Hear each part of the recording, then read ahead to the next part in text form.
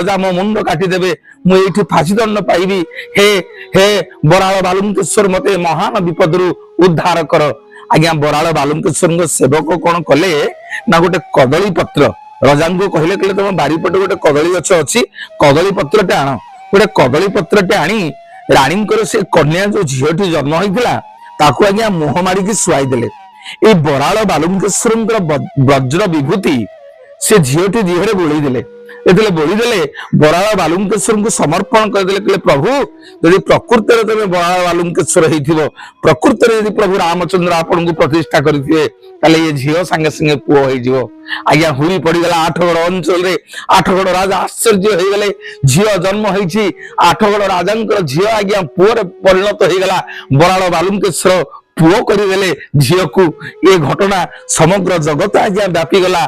आठगड़ राजा 60 एकर संपत्ति बराल बालुकेश्वर को दान करदेले।